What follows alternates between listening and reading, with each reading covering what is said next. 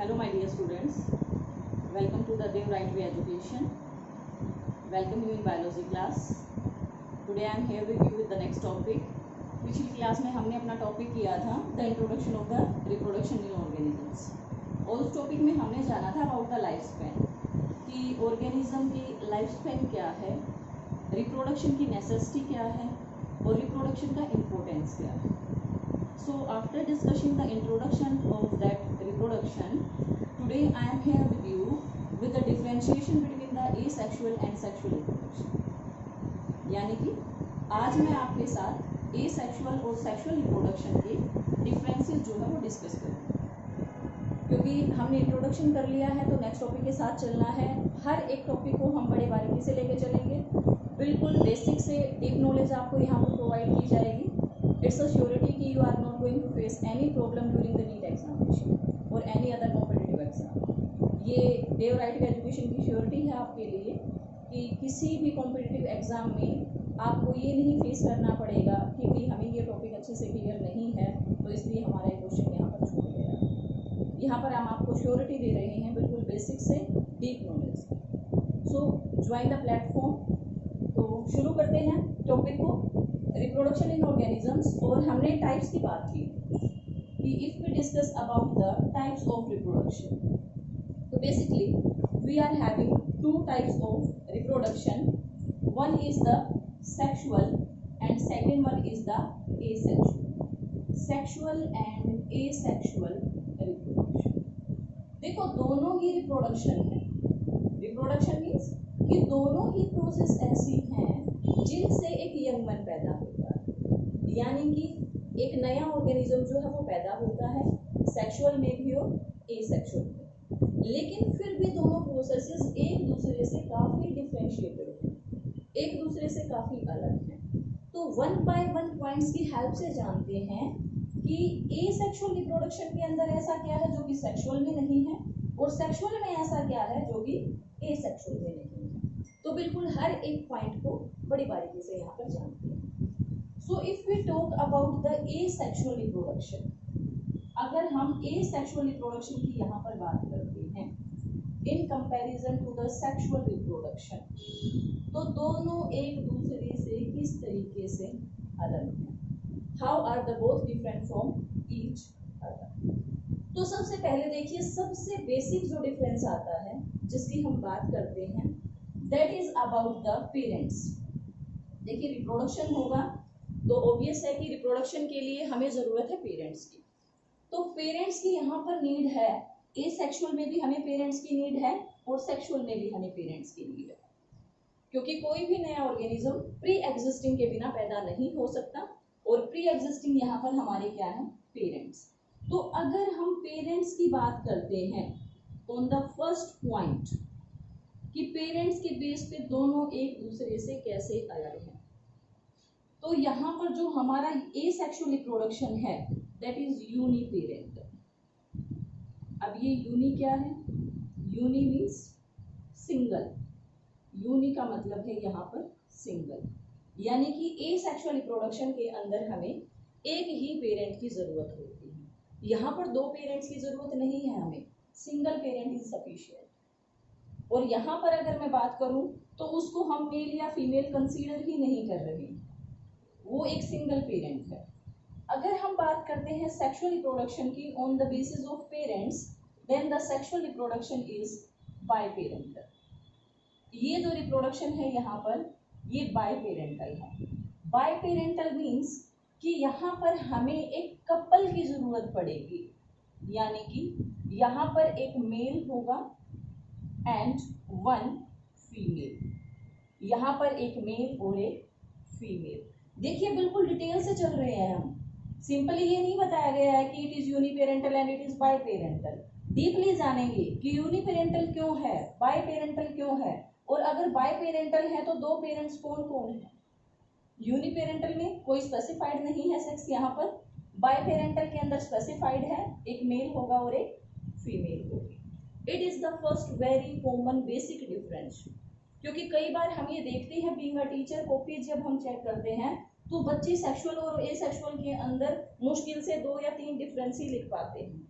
बच्चे लिख ही नहीं पाते क्योंकि उनको पता ही नहीं है, बस एक कॉमन डिफरेंस पता है कि ये सेक्सुअल के अंदर एक पेरेंट होता है, सेक्सुअल के अंदर जो है वो दो पेरेंट होते हैं, एक में जो है वो सेक्सुअल प्रोसेस इन्वॉल्व होती है, एक में नहीं होती है।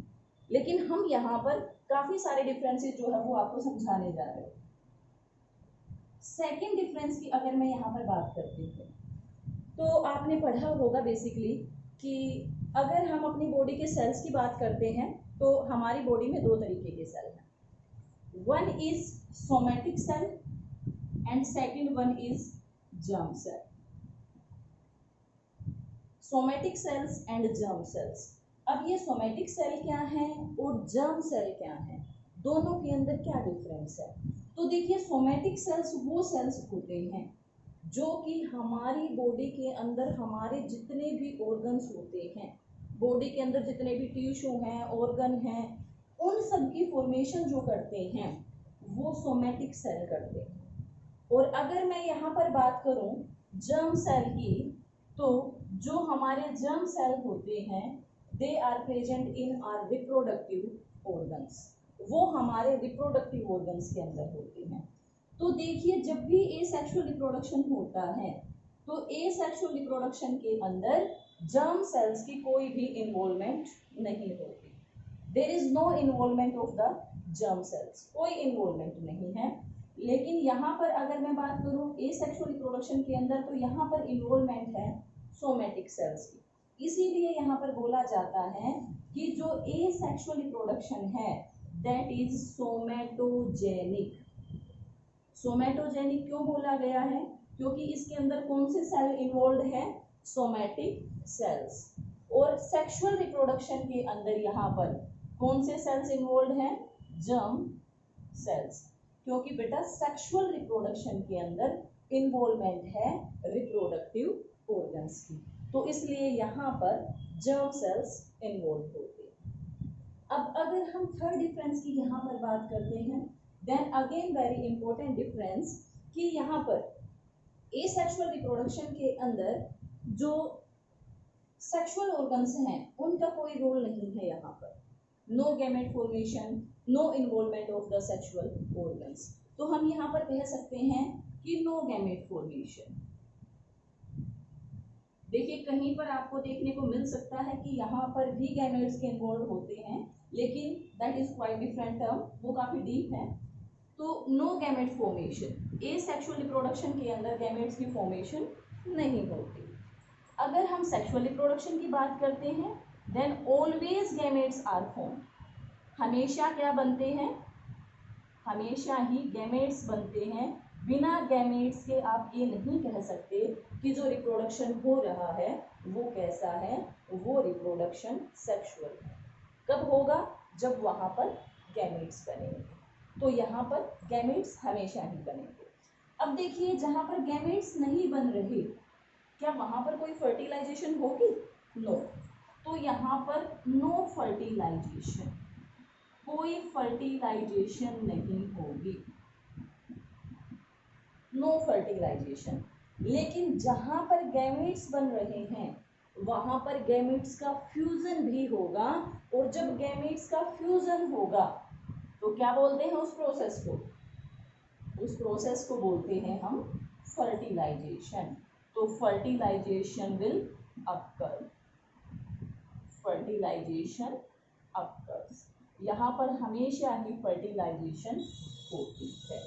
वेरी बेसिक 4 डिफरेंसेस जो कम से कम आपको पता होने चाहिए in between the asexual and sexual reproduction, कि इनके अंदर किस तरीके से डिफरेंशिएशन है, कैसे एक दूसरे से ये अलग है। यहाँ तक अगर आपको कोई भी डाउट है कमेंट करें, you will definitely get the answer. Comments आने चाहिए वीडियोस के लिए, वो ज़रूरी है, क्योंकि कमेंट से जो है वो आपके टीचर को पता लगता है कि वेदर ही और she is going in the right direction या फिर उसको कहीं पर किसी इम्प्रूवमेंट की ज़रूरत है। तो comments are most required here. Fertilisation नहीं होगी, यहाँ पर फर्टिलाइजेशन होगी। अब फर्टिलाइजेशन होगी तो देखिए, कोई फर्टिलाइजेशन नहीं है, यानी कि कुछ भी नया मिक्स नहीं हुआ है। जैसा पेरेंट था उसी पेरेंट्स के कुछ सेल्स के अंदर से कुछ सेल्स डिवाइड हुए और उन्होंने एक नया ऑर्गेनिज्म बना दिया। तो जो नया ऑर्गेनिज्म यहाँ पर बनता है उस ऑर्गेनिज्म के लिए एक टर्म यूज की जाती है and that is clone. Clones are form. Clones, आपने सुना है ये वर्ड कहीं पर? क्लोन्स कहते हैं कि काऊ का क्लोन बना दिया गया है या बफेलो का क्लोन बना दिया गया है। What is this clone? Clone का मतलब होता है किसी ऑर्गेनिज्म के अंदर से कोई एक ऐसा ऑर्गेनिज्म बना देना जो कि 100% वैसा ही है जैसा कि उसका पेरेंट था। यानी कि क्लोन्स वो होते हैं which are genetically identical. Genetically identical means कि आप उनके और उनके पेरेंट्स के बीच में कोई भी डिफ्रेंशिएशन नहीं कर सकते। दीज आर जेनेटिकली आइडेंटिकल, बिल्कुल अपने पेरेंट्स के जैसे ऑर्गेनिज्म बनते हैं। लेकिन अगर मैं यहाँ पर बात करती हूँ सेक्सुअल रिप्रोडक्शन की, तो कभी भी जो ऑर्गेनिज्म है वो अपने पेरेंट का क्लोन नहीं बनता। Never never. क्यों? क्योंकि देखिए गैमेट्स बने थे, एक गैमेट मदर से आया है, एक गैमेट फादर से आया है, और यहाँ पर फर्टिलाइजेशन हुई है। दो अलग अलग के कैरेक्टर आपस में मिक्स हुए हैं। तो जब दो अलग अलग के कैरेक्टर यहाँ पर आपस में मिक्स होंगे तो जो ऑर्गेनिज्म है वो किस तरीके से अपने पेरेंट के जैसा हो सकता है? Not possible. 100% तो बिल्कुल नहीं होगा। कुछ हद तक सिमिलरिटीज आएंगी, ऑब्वियस आएंगी, क्योंकि जेनेटिक मटेरियल तो मदर और फादर से ही मिला है। तो यहाँ पर जो ऑर्गेनिज्म आएगा दैट शोज वेरिएशन। यानी कि आप कह सकते हो कि जो डॉटर सेल्स बनते हैं या जो ऑफस्प्रिंग्स बनते हैं दे शोज वेरिएशंस। उनके अंदर वेरिएशंस होती हैं। कभी भी क्लोन नहीं बनते, नेवर। क्लोन नहीं बनेंगे, वेरिएशंस होंगी। अभी सबसे इंपॉर्टेंट कैरेक्टरिस्टिक है ये सेक्सुअल रिप्रोडक्शन का, कि जो सेक्सुअल रिप्रोडक्शन है that is the best source for variations. और अगर आपने प्रीवियस किसी क्लास के बारे में पढ़ा है अबाउट द इवोल्यूशन, तो आपको थोड़ा सा शायद पता भी होगा, 12th में भी हम पढ़ेंगे इवोल्यूशन के बारे में, कि evolution is necessary for the life on this earth. क्योंकि जब तक हमारे अंदर चेंजेस नहीं आएंगे आउटडेटेड हो जाएंगे, सर्वाइवल नहीं होगा हमारा। तो यहाँ पर जो वेरिएशंस हैं वो इवोल्यूशन में हेल्प करती हैं। तो इसीलिए यहाँ पर जो वेरिएशंस हैं सेक्सुअल रिप्रोडक्शन के अंदर आती हैं। और इसीलिए यहाँ पर एक और भी क्वेश्चन बनता है कि why is the sexual reproduction a better mode of reproduction in comparison to the asexual reproduction.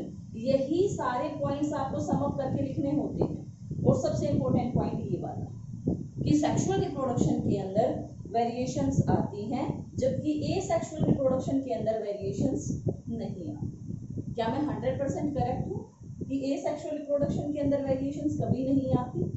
आती हैं, लेकिन कैसे?